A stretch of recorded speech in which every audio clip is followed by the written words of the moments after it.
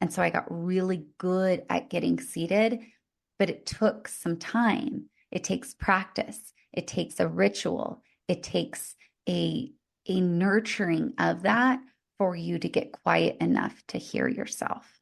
So know that sometimes it won't happen the first time, but the more you do it, the louder and more seated that voice gets.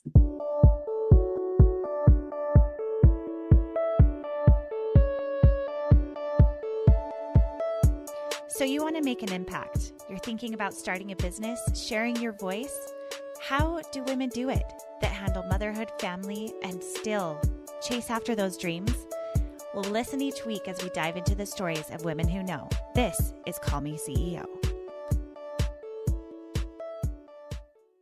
Hey everyone, if you're looking to be an icon in your very own right, in your very own skin, Sarah Foley is the person that needs to talk to you today. There are so many amazing nuggets in this episode. I was furiously taking notes. I think you will too. So buckle up and let's get started on how you can be the icon of your life. Welcome back, everyone, to Call Me CEO. This is Camille Walker, your host, and here we celebrate women and mothers building business that are changing the world. And today's guest is certainly no exception to that rule. It is Sarah Foley, who is the creator and founder of the Icon Speaker Academy. And I recently met her at a networking event and was blown away by her energy, her ability to light up a room, and really shine her light on other people. And today we're going to be talking about how to step into your own iconic power and influence and how to do that with confidence. So Sarah, thank you so much for being on the show today. Oh my gosh, it's such a pleasure. I'm so excited for today. Yes. Oh my heck. So I recently have realized that my superpower and my strength is meeting people face to face. I love virtual. I love this. I love podcasting. But I feel like there's a different energy that comes to actually getting together in person and feeling each other's energy. And that's something that we crave in human connection. And I love that what you do really helps people to be in the moment and to become themselves and speakers and to get up on the stage. I mean, that's something that takes a lot of guts to do. It takes a lot of guts, but there's definitely a strategy behind it. And I'm glad that you talked even just about that simple act of presence and being here now, right? I think we can feel it when you're at a networking event and you're meeting face to face, but they're constantly scouting the room for either a better conversation or what they might be missing out on. And there's actually ways that we can tune in. And yeah, we could even get into some of those today, but it's fascinating when you actually do get with someone and you're like, there's a million people around, but I feel like I'm the only one here in this conversation with them. It's powerful. You are so good at that. And I love that you brought that up because as you were saying that, I literally had a flashback memory to going to an influencer event probably 10 years ago. And this woman came in that I know, and she walked up next to me and she said, okay, where's the who's who and who do I need to talk to? And immediately it went from, she sees me there and it wasn't even really a hello. It was just like, okay, speaking her thoughts, like who is the most impactful person that I need to sit beside to like get a one up? It was very, it just gave me that yuck. Like, look, so when you said looking around the room and seeing like who else is the better option for the day, like I see that and I've seen that so many times. So I'm really excited to talk about that presence and really being settled in the moment because that really makes a difference. It does, right? And you feel it both ways. You feel it on a negative or you feel it on a positive. And I'll just say this because it's coming up because this is my favorite tip. You want my favorite presence tip ever? Yes, please. Okay. It is totally in the body. So I call it squaring off. And so whenever you're talking to someone, I know some people, they're listening, so they can't see me, but when you're squaring your shoulders off to that person and you remove any physical barriers between you and that other person, you remove books, you open your hands, you remove anything that's in your hand, you literally put your phone down and upside down or even in your purse, like you remove physical blockages and barriers between you and that other person. And you square off your entire body Make sure your shoulders, your hips, your feet, everything is squared off and completely perpendicular to that other person, right? Or parallel. And now I don't know my geometry. Okay, Yeah, but they're parallel. squared off, right? Yes. But there is nothing between you.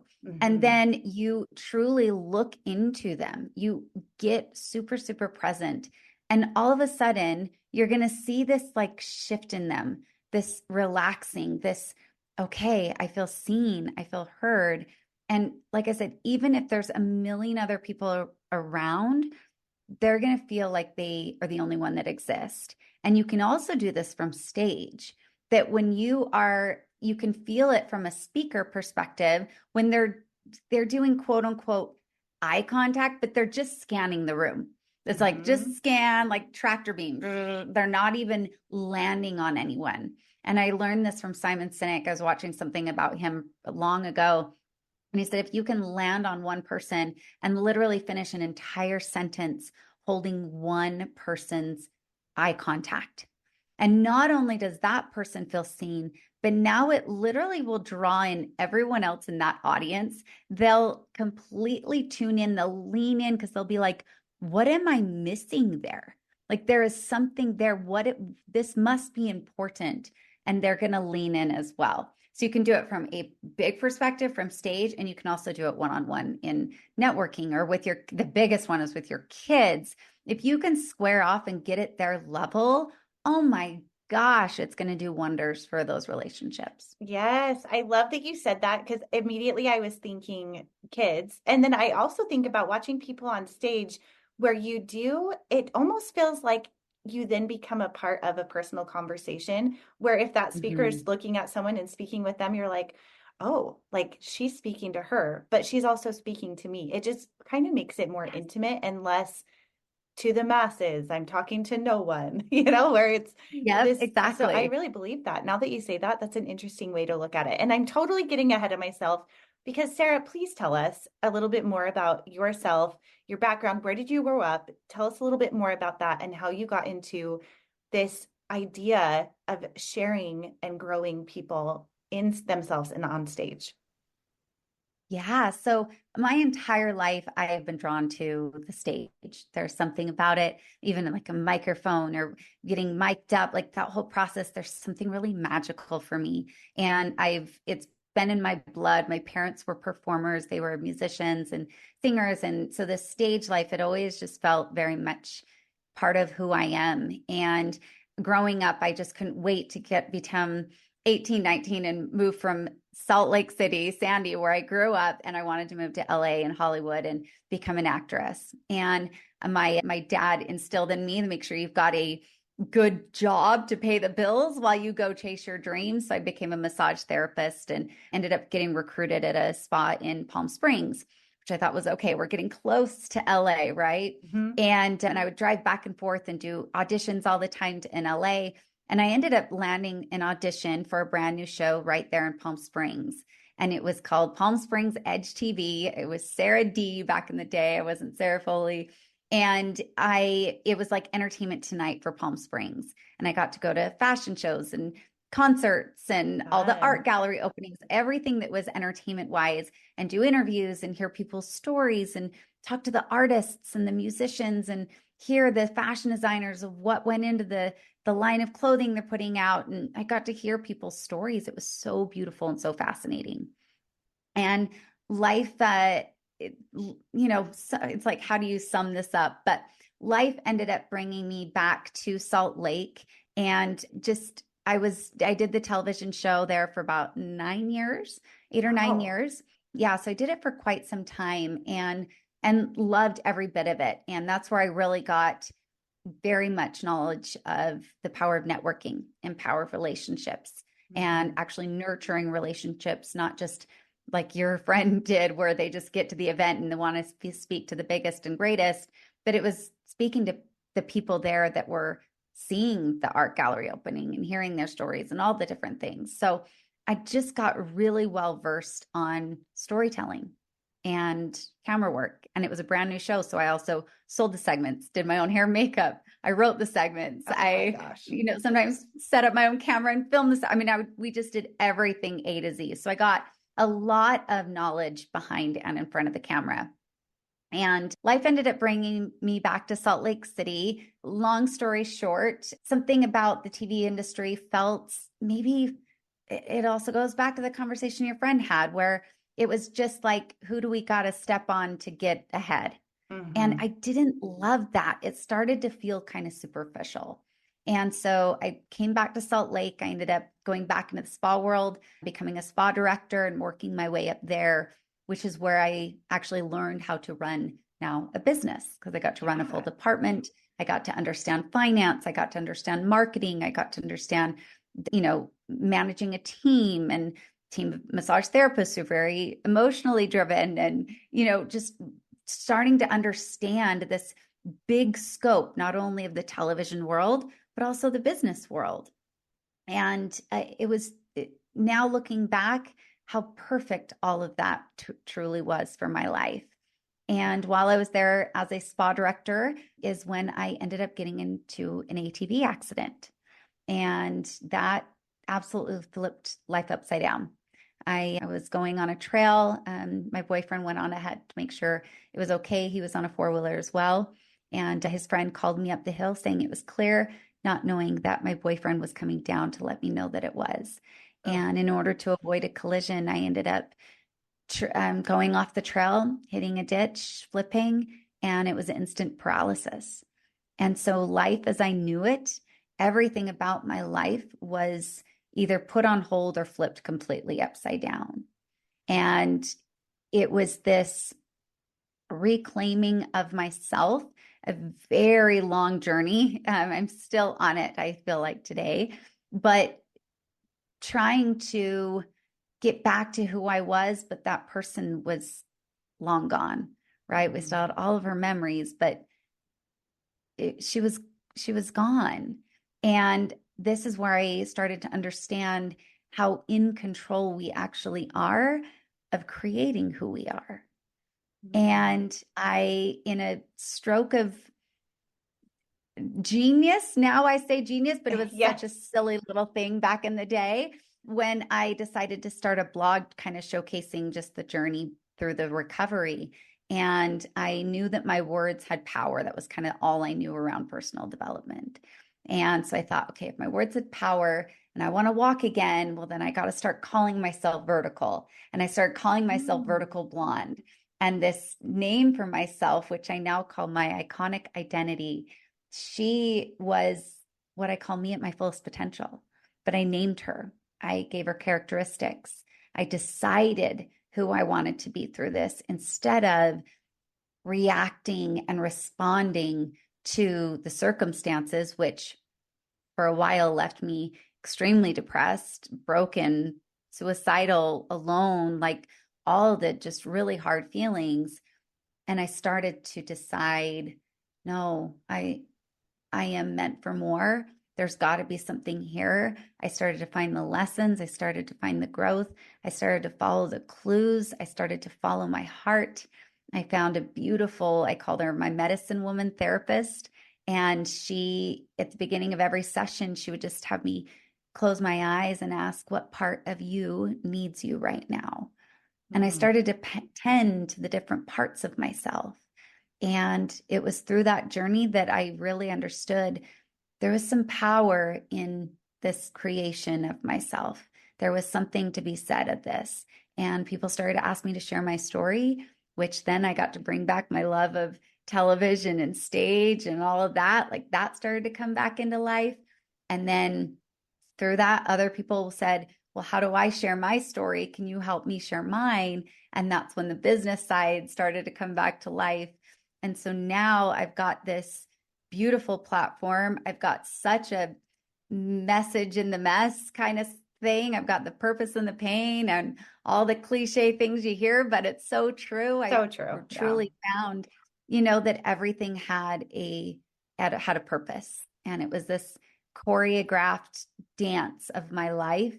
And I feel so alive these days. I feel so in love with my life. I truly love how things have panned out. And I also understand that I very much was a part in the creation of how they panned out. And so now I go by Vertical Blonde. That is like my brand name. I'm a keynote speaker. I get to travel and speak on different people's stages and platforms. And then I also have my Icon Speaker Academy, in which I help people do the same. And the very first thing we do is they decide who their iconic identity is, and they start to close the gap, who they were and who they're becoming. Oh, so beautiful. There are so many questions that came up as you were talking about that journey that you've been through. And you mentioned it was 12 years ago when we were talking before. Is that right? 12 Yes. years? And Yep. I'm curious with that, with a 12-year journey, looking back now, at what year, and maybe this is too out there of a question to even ask, but that is quite the journey. At what year do you think you went from the I can't mentality to the icon? Because that is your tagline, which I'm obsessed with. And I don't know if you've thought of this for yourself, if there's even a place you could pinpoint it, but does anything come to mind for that? Absolutely. It was at year 4. I Okay. mean, it was very vivid for me. Yeah, it was this transition because so right after the injury, I tried so hard to get back to my spa director job as soon as possible. I went back to work Mhm. within 7 months, but I Wow. would go to work and I would hold it together and I was the boss. And then I had a 45-minute commute that I would bawl the entire way home. I would just try to make it to my car so I could fall apart. And it Mm. was just this crazy cycle. And at year 4, life ended up taking us to Hawaii. And it was so beautiful, like so grateful for that. And it was at that point where I had to say completely goodbye to the old life, right? Completely goodbye to the old job, completely goodbye to I was going to say, even did old that mean you were relationships. done with that And job? Yeah. yep, Okay. absolutely. And so that's when it was this blank slate. And I made this complete decision was simply, please bring me healers. I would just say that prayer all the time. Please bring me healers. Please bring me healers. And I began to open myself up to healing in a zillion different ways, from nutrition to dance to therapy to support groups to writing to, I mean, just all the things. And I started to experience that healing. And so, our life is a series of decisions. And that's when I truly decided, okay, I'm ready. I'm ready to heal and I'm ready to take back ownership of how I experience my life. And, from there, it's been this molding and evolution, but it was very much at that point where it was like blank slate. I'm ready. Mm. Oh, that's cool. And it's interesting too to imagine the physical piece of it. I feel like it's almost like that hierarchy of needs where first that foundation Mhm. of like your body literally having to heal. And then beyond Yes. that, the expression of, okay, but who am I now? And where do I go from here? And how do I express joy and get back into who I am and reinvent? That's a huge turn of events. And I'm curious because you are a mother. So at what Mhm. point, how old is your child now? I want to say you have a boy. Is he I have a boy. 7? He's 9. He's 9. 9. Okay. Hmm. So where did that line up in like motherhood, redefining, becoming a mother? Because that's another identity change. Totally. Oh my goodness, such an identity change, right? And it's so I had him 2 years post injury, and Wow. yeah, which was crazy in I'm itself. like, well, wait, what? What? Yeah, That's it was a amazing. natural epidural. Life, I mean, our Wow. bodies are miraculous. My body still knew exactly what to do, So and cool. he like slipped out. I mean, it was just the easiest thing to give birth. It was crazy. Wow. And him in itself, he's always been somewhat easy. He understands where mom's limits are, and he's Mm. never really pushed it. He's never run away too fast. It's been fascinating, just his own intuition of what mom can and cannot do. And yeah, even through that discovery of motherhood and deciding the kind of mother that I wanted to be, I think we moved to Maui when he was 1. So, he's still very, very little. And that was that deciding factor. That was that moment of pivot for me of deciding who I wanted to be through all of this. So, yeah, I mean, I think it just goes back to that decision and the fact that we can change our decision at any given moment. Yeah. Right? We can make a new decision and a new just a new awareness and a new kind of point of creation. That's really beautiful. So now I'm getting this picture. You're in Hawaii, you're a new mom, you're experiencing redefining and discovering who you are. What do you feel like was one of the most impactful lessons where you talked about finding healers and really getting in tune with yourself, but how or who helped you to really identify the icon that you wanted to be? Was that something that you created for yourself, or did you have a mentor? I had many mentors, absolutely. Going back to that therapist I called my medicine woman, so we did a kind of therapy called parts work. It's called IFS, Internal Family System. And what it is it's different parts within us, right? But what we're trying to do is we're trying to kind of relax the parts so we can get down to the core self. And that core self is who I called vertical blonde. I named Mm. that core potential self of who I am. And when we can get these parts kind of relaxed and tended to, then we can actually hear and listen to the core of who we are. And so it's not even so much a creation process as it is just a remembering process. Mhm. It's going back to even like I said, the performer of me and the part of me that loves the stage and the audience and the light and the expression of it, that was always in my blood. That was always there. It was about getting back to that. It was Mhm. about remembering who we are. And I think so often what happens in life is that things will happen. We become a mother, we become a wife, we become a business owner, we become disabled and paralyzed, whatever it is, there's a story around it that we have. But if we remember that nothing in this life has meaning until we give it meaning, That's nothing. true. Yeah. I used to be a crazy coffee drinker, triple espresso every single day. I could not survive without coffee. Now I haven't drank coffee in a year and a half. It's not even a part of my life anymore. Coffee used to have a very different meaning for me than it does now. Mhm. That is life, right? My disability. At one point, I thought it meant my life was over. Now I realize it's this magic carpet that literally gets me into any door that I want. Wow. So we are the ones that are in control of the story, but we have a predefined story of motherhood based on all the mothers that we've seen, right? If we saw a mom that gave up everything so that she could be a mom and we saw her give up her dreams, now we've got that story. Oh God, now I got to give up my dreams because I'm a mom, right? But that's just a story that we've got.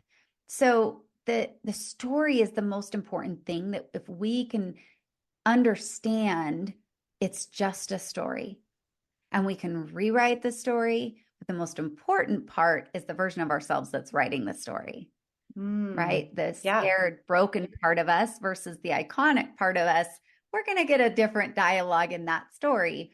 And so I don't even know if I'm answering the initial question. So I apologize if I've kind of gotten off course here, No, keep but I going. think that it bears repeating that it always comes down to the story. And Yeah. so when I was healing, it was remembering that I was in charge of the story.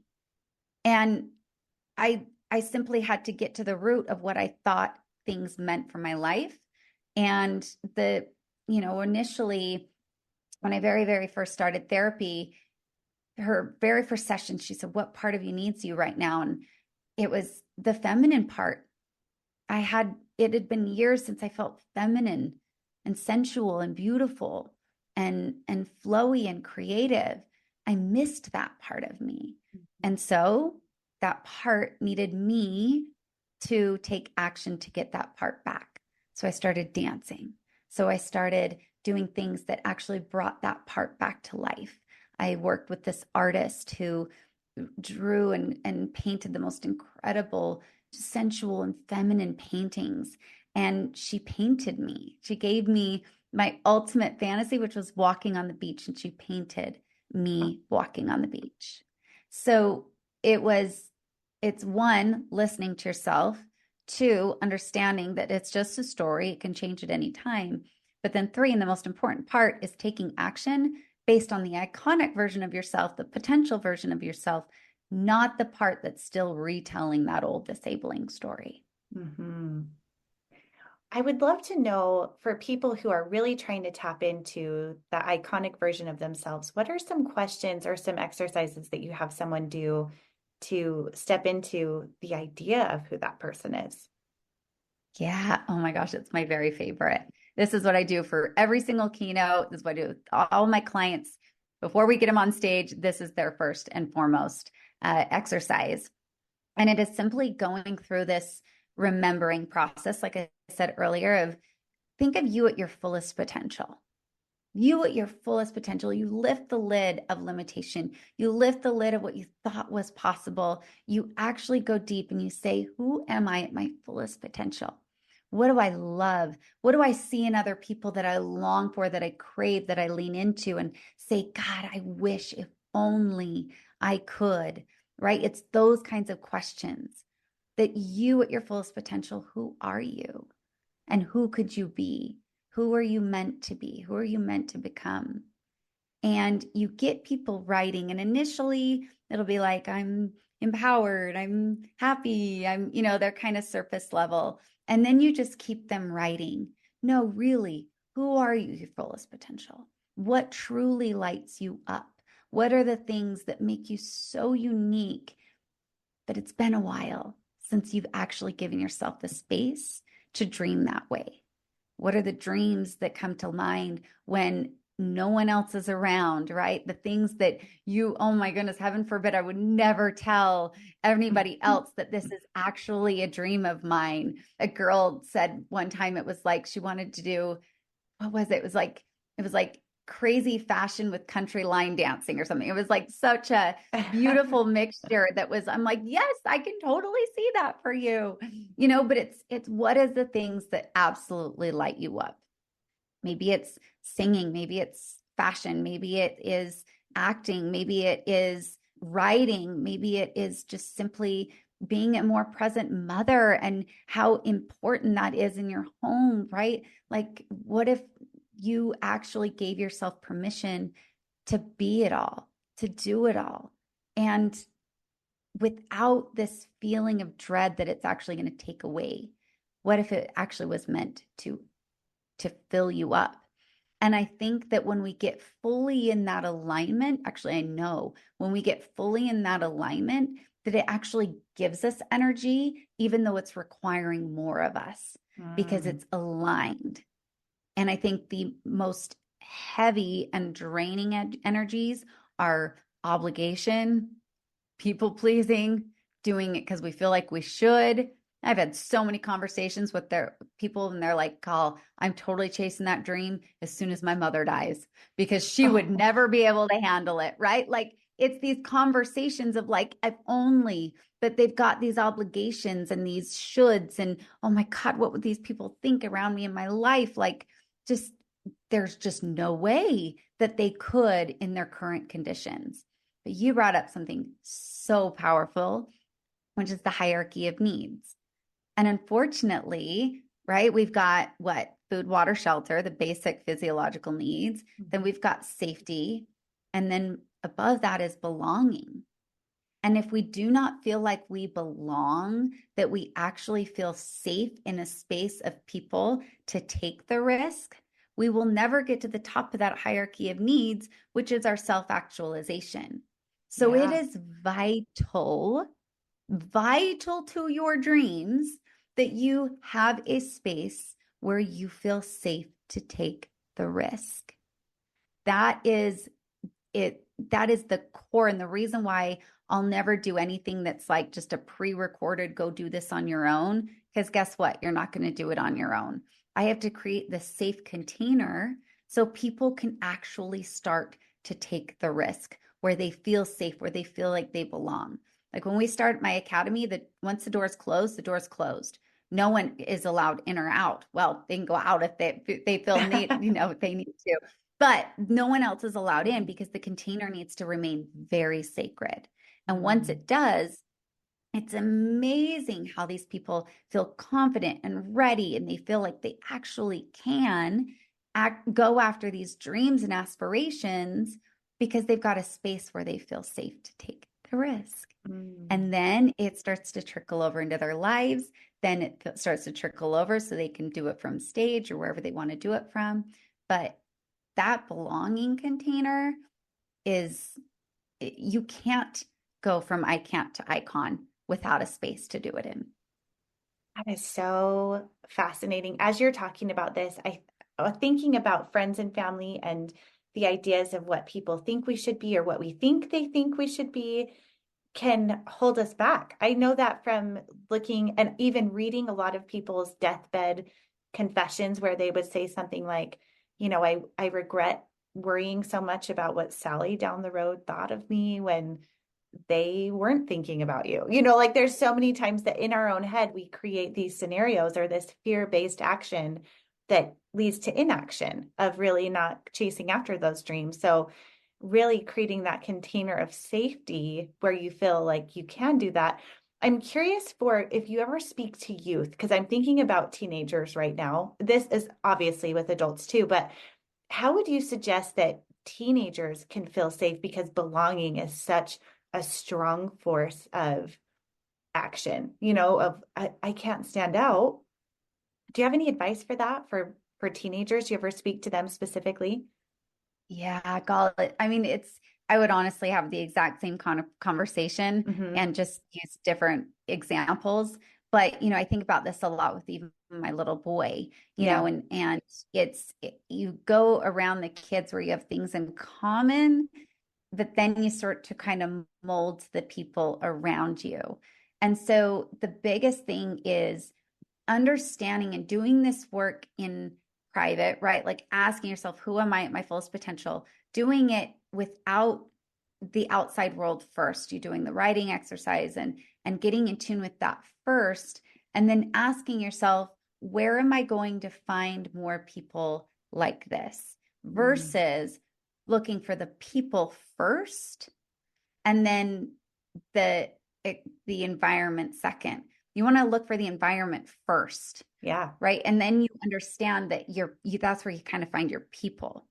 Even that's why it's called a speaker academy. It's those wanting to be on stage. They're going to be their common denominator. And so I think that part is really, really important. Even as adults, right? It's like, God, I'm having a hard time finding friends. Well, maybe you're trying to find them first. You need to find what lights you up first, Yeah. go there, and then find your people. And then Mm-hmm. it's like, oh my gosh, now we've got all this in common, and you understand each other. You can already speak the same language. It's like you can almost go deeper faster. Yes. I love Tony Robbins' teachings. I love his events, and I have met the most incredible people there. That's where my life really started to take shape because we're all there to better ourselves, to grow. We're willing to do the work. We're willing to play full out. We understand what that looks like. Okay, good. Now we can lift off and take off together. But I Yeah. think just knowing that first and not being afraid to go there alone, knowing you won't be alone very long. Yes. Ooh, I love that. Speaking of Tony Robbins, you were recently featured on his coaching stage. And I don't know, it looked like you were virtual and he was in person, but you had attended his event a few years prior. Tell us about that, how that all unfolded. Yeah, I've been going to Tony events since 2019 was my first one. I absolutely love them. They just light my soul up. And at each event, I play really full out. Let's just say, like, I am not afraid to be the one like dancing the most and screaming and yelling and having all the good time. And so that tends to get a little bit of eyeballs, and they started to kind of pay attention to what I was up to. And And you're and gorgeous. I So there's that. well, you're You so are. sweet. You are. Well, I think that goes back to living ready, right? Like, Yeah. I don't wake up like this. No one wakes up But looking you like do though, like ready to it's not go. even just the way you look, it's your light. Like you just have this energy of like being so comfortable and confident in who you are that like you're gorgeous. It's not even, I mean, you're Hmm. beautiful too, but it's just being in a room with you. I was like, oh, okay, she loves who she is, and it gives permission to other people around you to do the same and to let down their guard and to be silly and out there and dance and be loud. And I just love that about you. So, okay.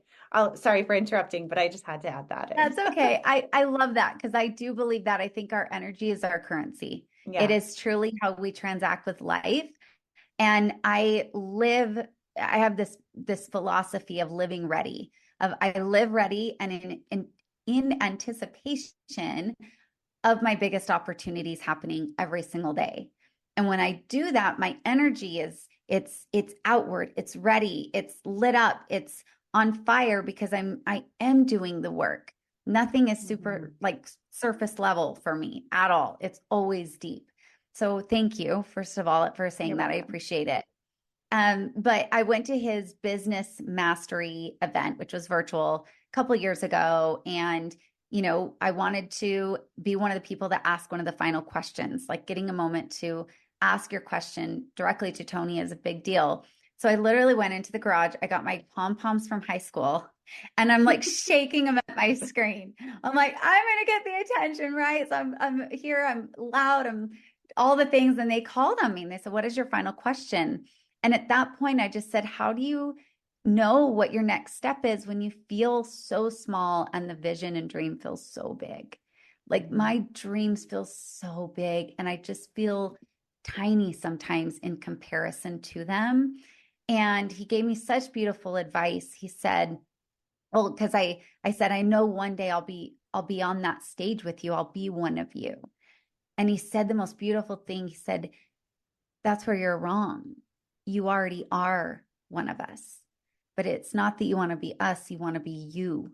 You want to be you at your fullest potential. And he said, you're judging yourself too soon. And that was just like mind blowing for me. And it was this releasing of, okay, I'm going to release that pressure to be big now. I'm going to be Mhm. where I am now. I'm going to go back to that presence philosophy, be really present, knowing that it is leading me to the bigger vision. And so he just gave such beautiful advice. And from that, they sort of just kind of kept their eyes on me of like, what's she going to do with this information? And let's see, a couple months ago now, they reached out and they just said, we've been watching you. We've been watching your growth, especially over the past year.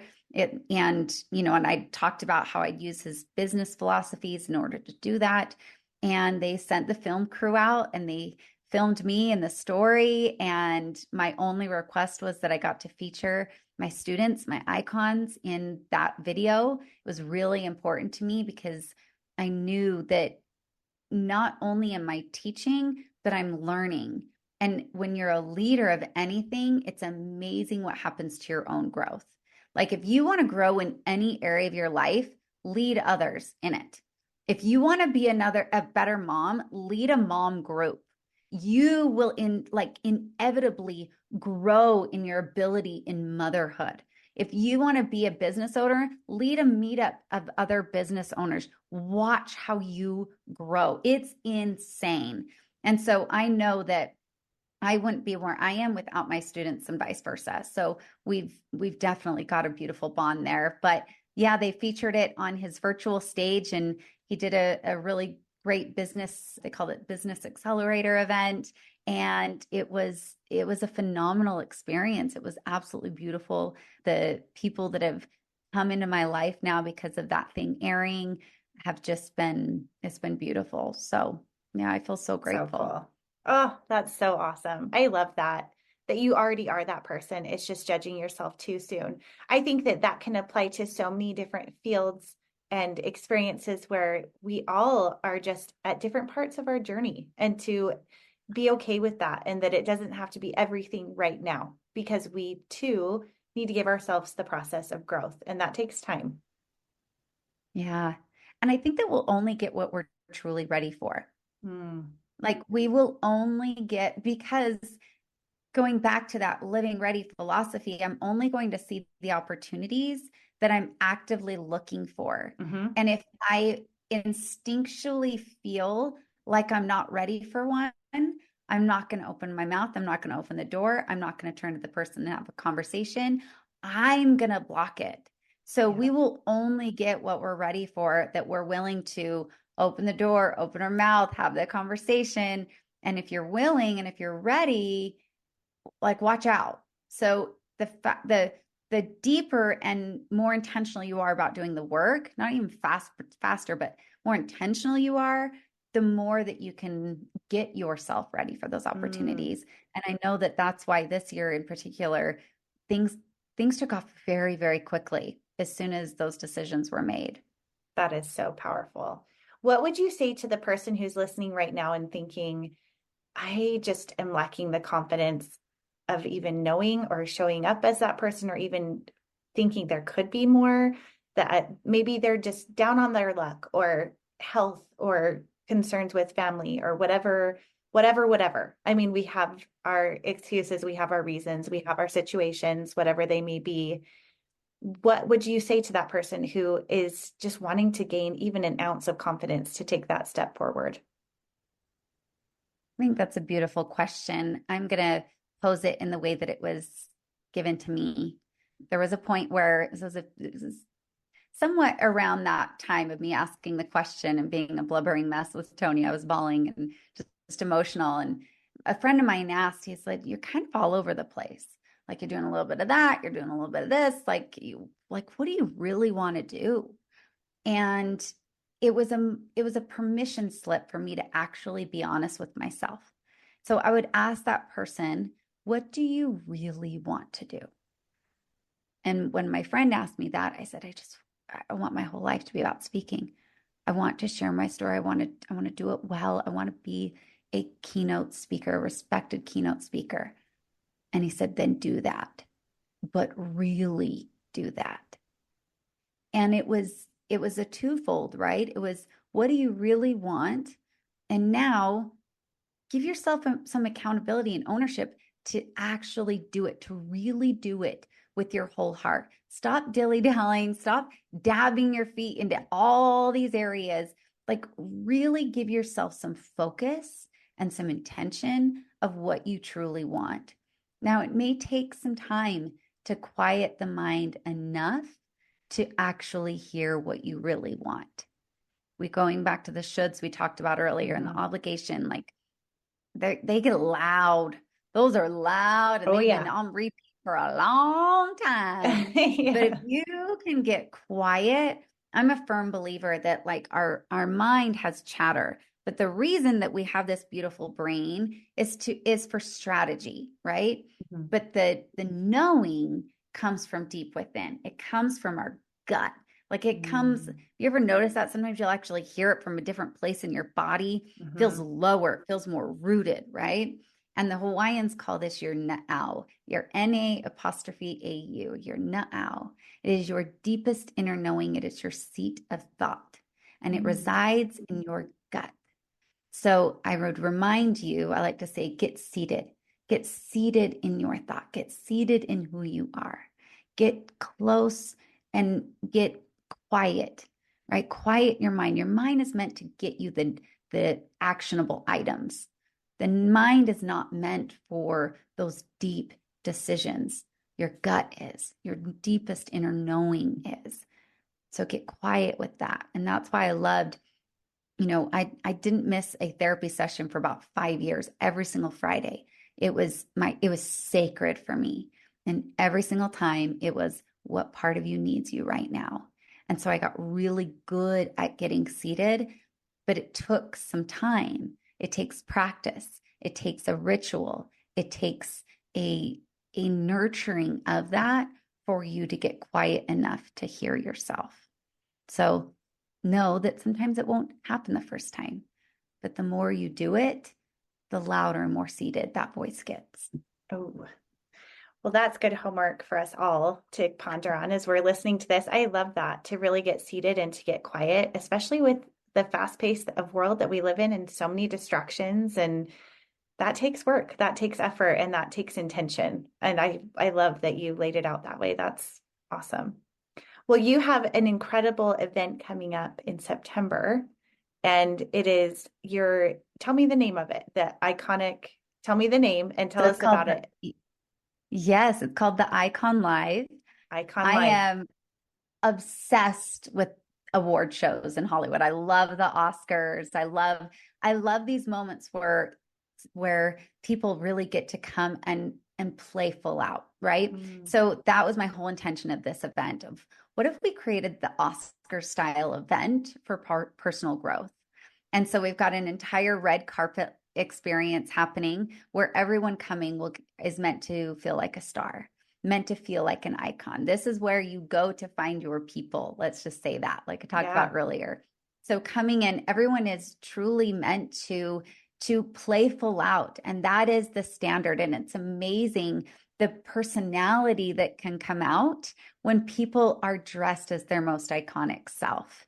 And then we've got this gorgeous old refurbished theater that we're going to be doing it in. It's literally going to have entertainment. It's going to have awards coming from people there at the event, those in the audience that won't even know an award's coming. We're going to have Mm, people on stage giving inspirational talks, teaching us how to icon up, teaching us how to actually live ready for these lives and dreams that we truly want to create. And we've got after party style events. It's all very health conscious. I'm a firm believer of our energy is our currency. So we got to feed our bodies correctly. So all of that to say that this is the experience that if you are looking for a moment where you get full permission to play full out, to come iconic, to show up as this ultimate icon that you are truly meant to be, this is your space. These are the people that you are meant to be around. This is where it feels safe to take the risk. So mm, it's happening September 7th. Yes, it's going to be so fun. And we also have some different levels of tickets. So we've got some that involve the iconic after party as well. We've got some that also involve an entire event the night before, including dinner that you'll get to meet the other speakers that are coming. That one I highly recommend if you're considering doing the Icon Speaker Academy as well, because our doors will open for the Academy at the event. And those with VIP tickets are going to get some extra perks going towards the Academy. So lots going on. If you have any specific questions around the event, the Academy, or just ways to icon up, I love having these kinds of conversations, and you can always find me on Instagram at Vertical Blonde. So well, awesome. Well, this has been an absolute treat. As you all can hear from our conversation, Sarah is a light and she is changing people's lives. So thank you so much for taking the time to be on the show today.